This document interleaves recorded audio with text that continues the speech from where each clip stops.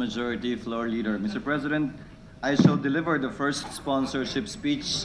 Thereafter, may I ask that we recognize Senate President Pro Tem Ralph Recto, thereafter Senator Lauren Legarda, and thereafter Senator Sergius Mena to deliver their respective sponsorship speeches. May I proceed, Mr. President? Please proceed, Senator ESCUDERO. Thank you, Mr. President. As the year draws to a close, the Congress of the Philippines is once more mandated by the Constitution to enact a national budget for the ensuing year. Section 29(1), Article 6 of the Constitution provides that, quote, "No money shall be paid out of the Treasury except in pursuance of an appropriation by law," close quotations. And so today, Mr. President, I rise to sponsor, as Chairman of your Committee on Finance, the General Appropriations Bill for fiscal year 2015. Mr. President, distinguished colleagues, much has been said about the vaunted legislative power of the purse. Still, a question begs to be asked. Is such power of the purse a fact or a myth? Does this power actually reside in the hands of Congress? Why the veritable tug-of-war between the executive branch for the privilege of holding the purse strings? And why the need for a tightrope balancing act in the execution of the 2015 fiscal year national budget, particularly with respect to the Supreme Court decision on the controversial disbursement acceleration program? First, Mr. President, distinguished colleagues, the facts. About a year ago, the legislative mill nearly came to a halt when the Supreme Court decision on the unconstitutionality of the Priority Development Assistance Fund, PDAF, or the pork barrel system, radically altered the budget landscape.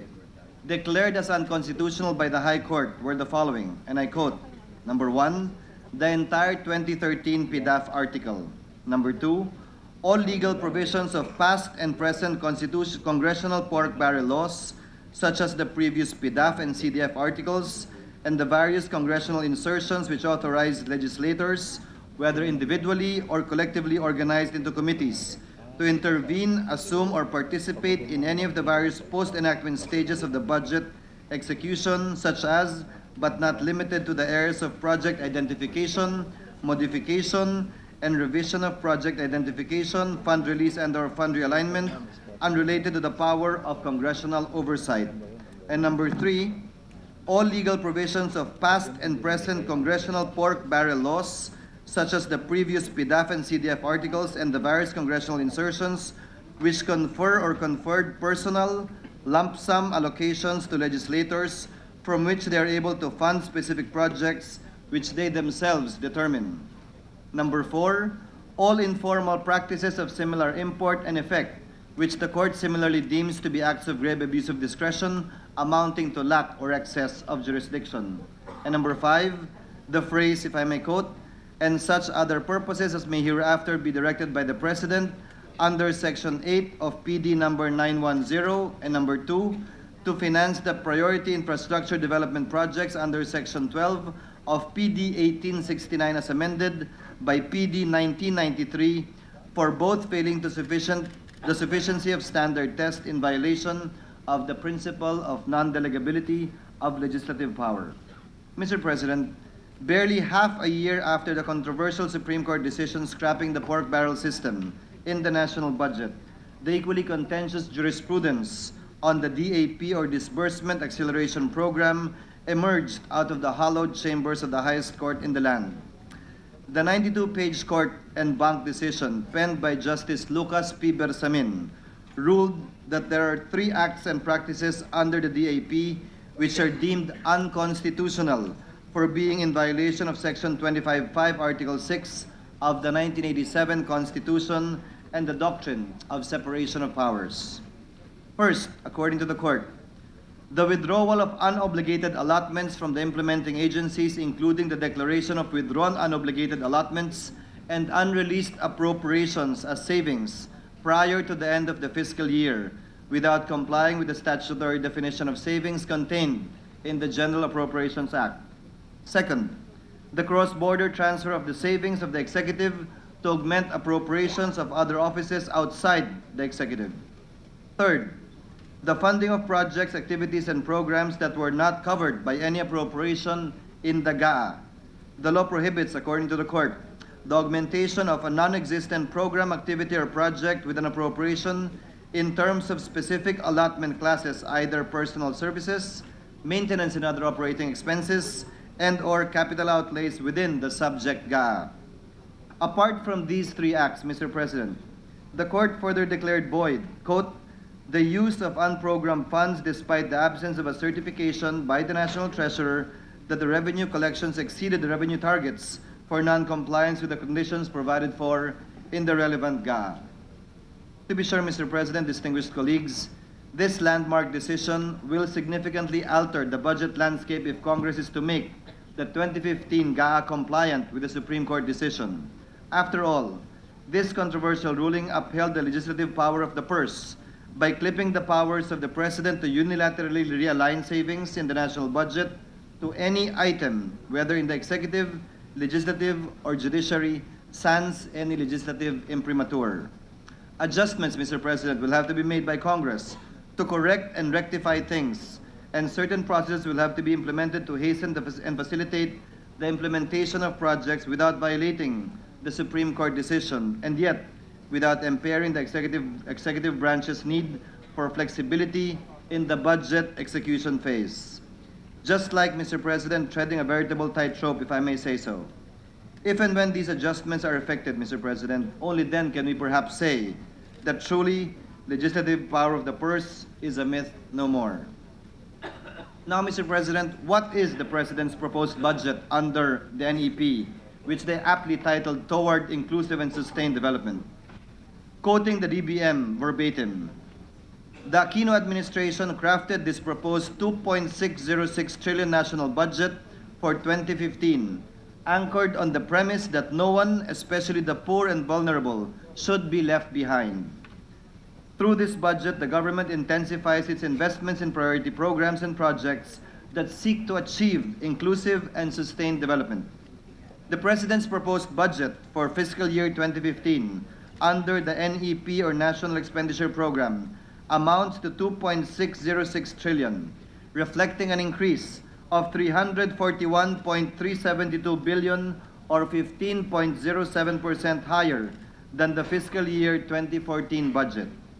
It is anchored on a real GDP projection of 7 to 8%, an inflation rate of 2 to 4%, 364-day T-bill rate of 2 to 4%, and a foreign exchange rate of 42 pesos to 45 pesos to the dollar.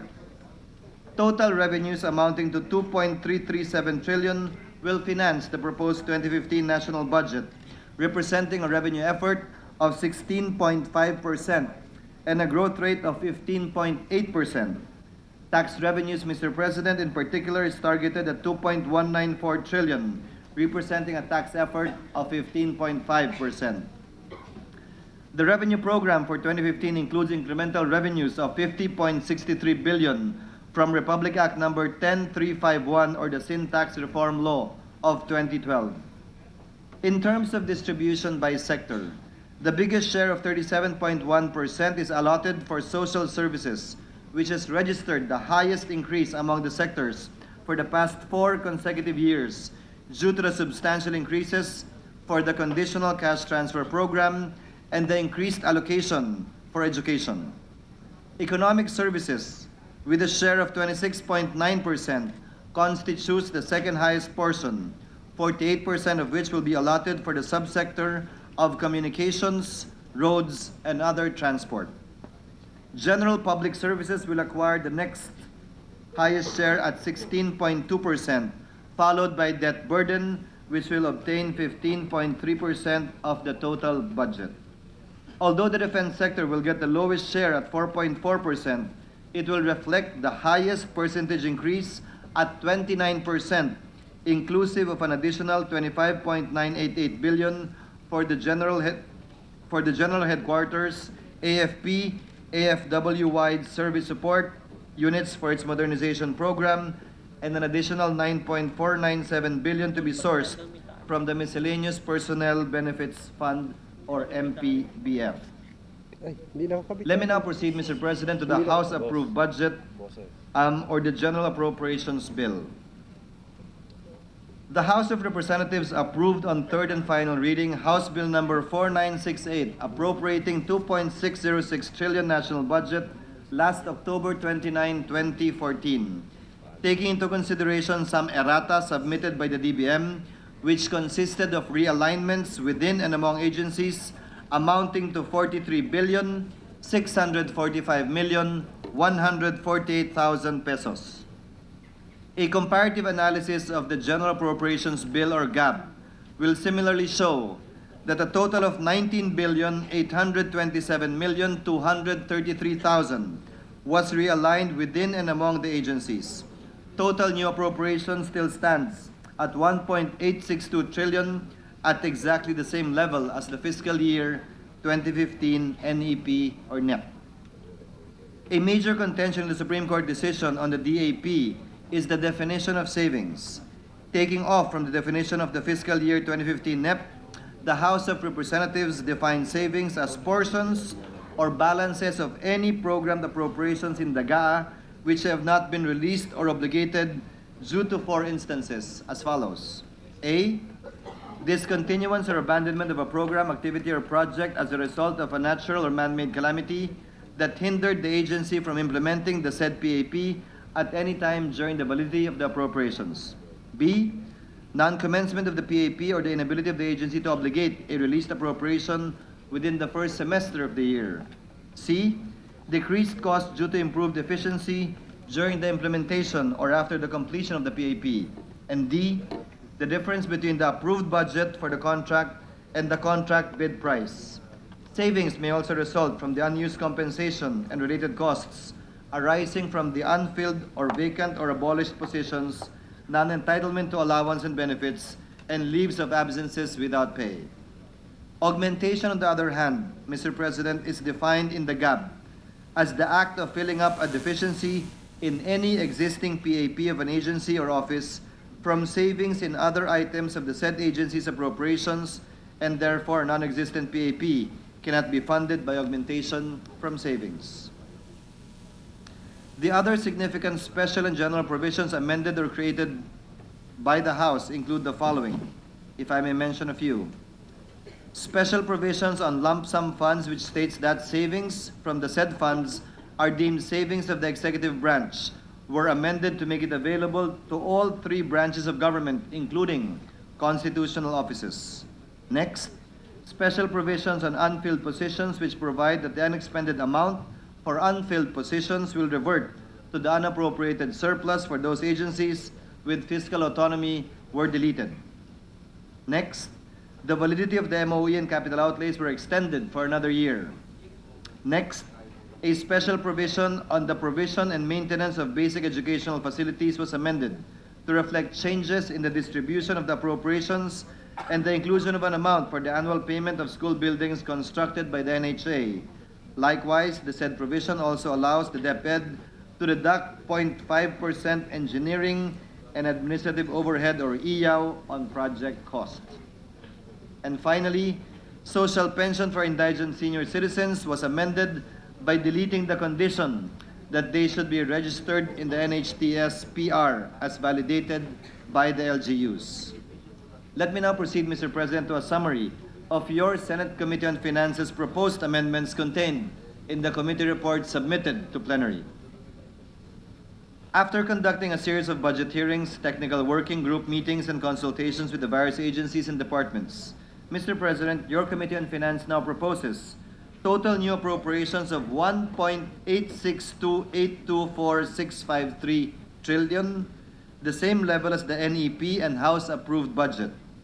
Realignments within and between agencies, however, amount to 91,821,325,000, 37,921,000,000 of which from programmed new appropriations, and 53.9 billion from unprogrammed appropriations.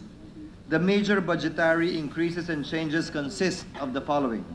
Number one, increase of 19 billion for the rehabilitation and reconstruction program to cover past disasters, including and especially including Yolanda, Glenda, and Mario.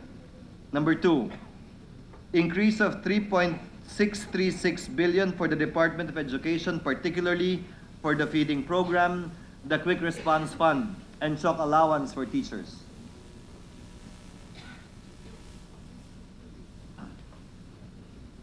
Number 3, realignment of 2.67 billion under the Information and Communications Technology Office for free Wi-Fi internet access in public places to be sourced from the Digitization Empowerment Program. Number 4, the restoration of the house cut on DPWH amounting to 242.6 million under MFO3 or Maintenance and Construction Services of Infrastructures, and restoration of 1.318 billion under MFO1 for National Road Network Services, in addition to an increase of 1.13 billion will be provided for the QRF of the DPWH to bring it to 2 billion pesos. Number 5, reallocation and restoration of 1 billion pesos for the Philippine Children's Medical Center, particularly for hospital modernization, to be sourced from their budget for land acquisition, pending the DOJ's opinion on the land swap transaction between the DOJ and the NHA. Number 6, additional 816.229 million for the Philippine Crop Insurance Service, which will now total 2 billion pesos. Number 7, an increase of 715.36 million for the Enterprise Information System Plan or IT for e-courts for the Supreme Court. An accompanying special provision in the Supreme Court budget provides that all non-recurring appropriations herein, such as but not limited to foreign-assisted projects and locally funded projects, shall not form part of the judiciary's appropriation that may not be reduced by Congress in order to clarify matters, Mr. President. Number 8, an increase of 500 million for the QRF of the Department of Health. Number 9, an increase of 421.5 million for the Bureau of Customs for workplace modernization and various equipment to counter the perennial problem of smuggling.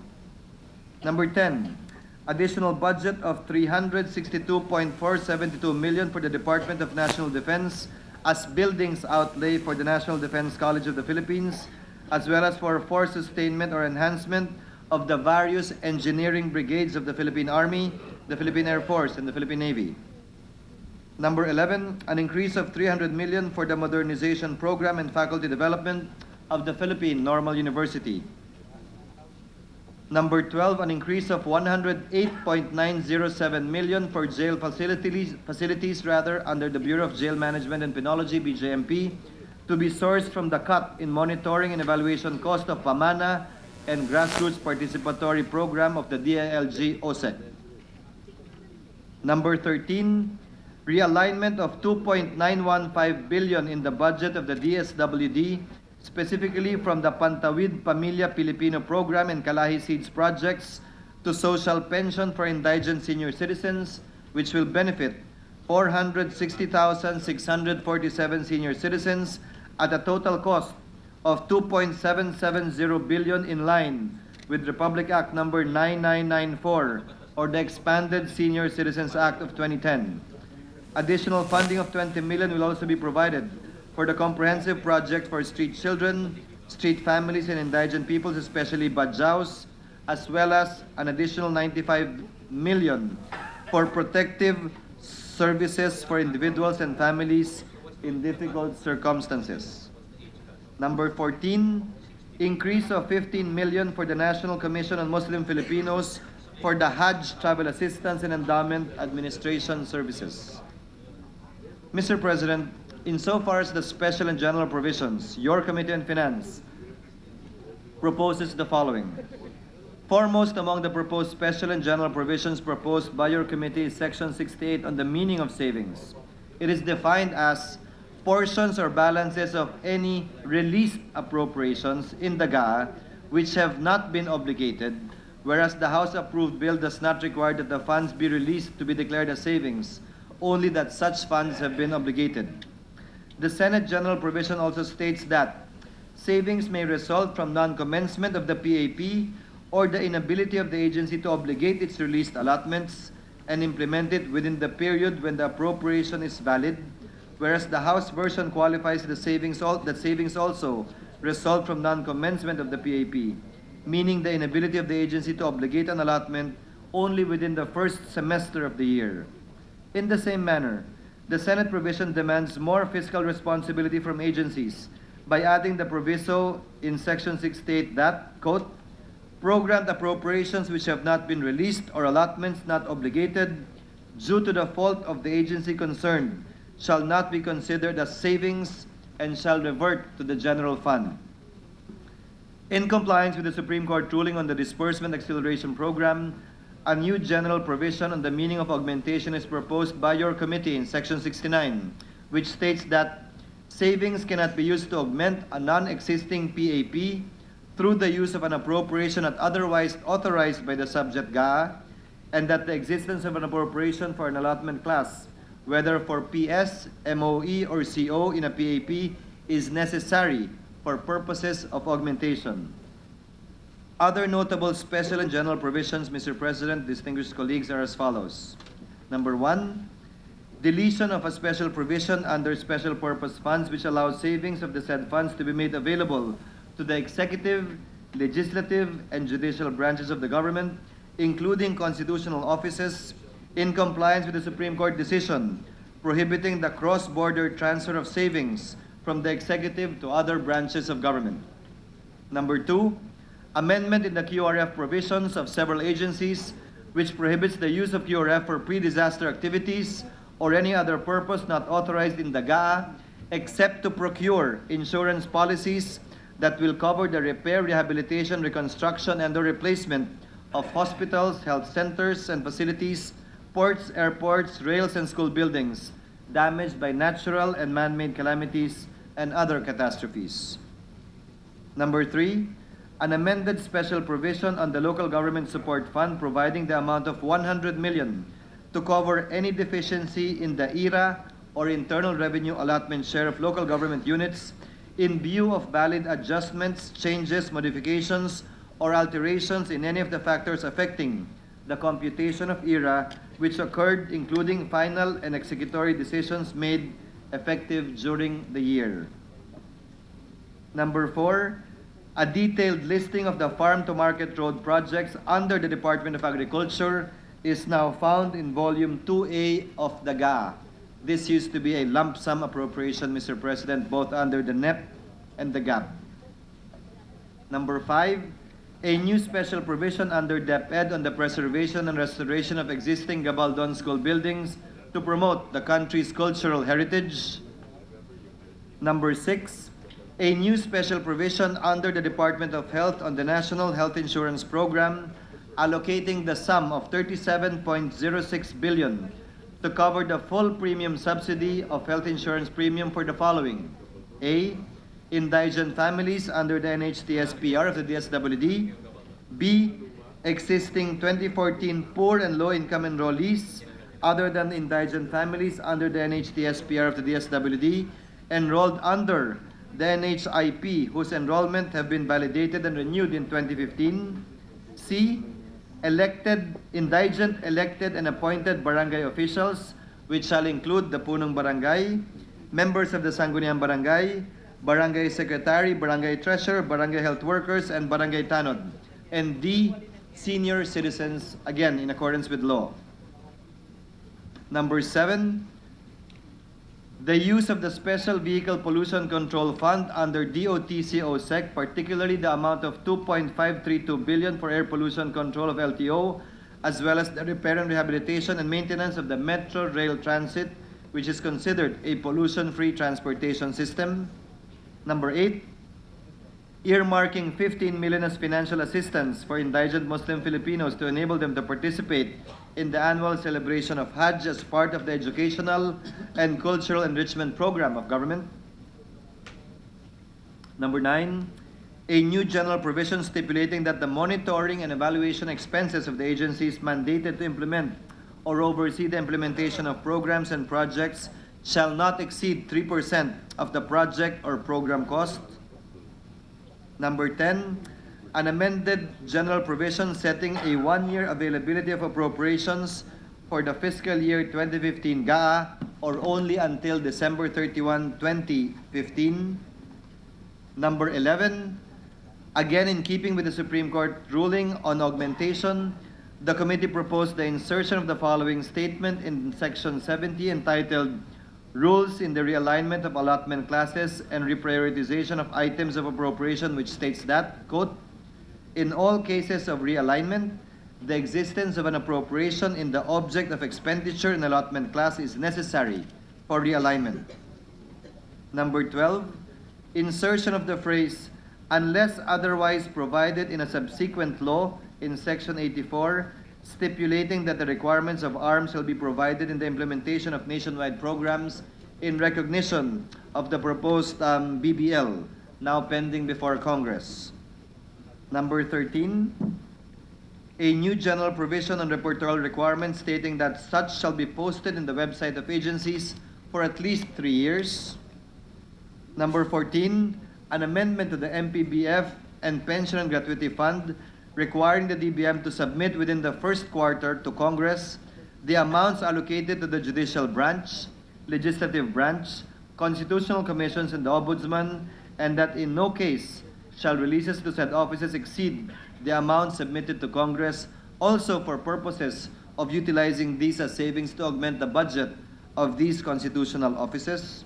Number 12, an amended provision under the unprogrammed fund earmarking 472.485 million to cover terminal leave benefits of the Philippine Postal Corporation employees when they were still under the defunct Bureau of Posts.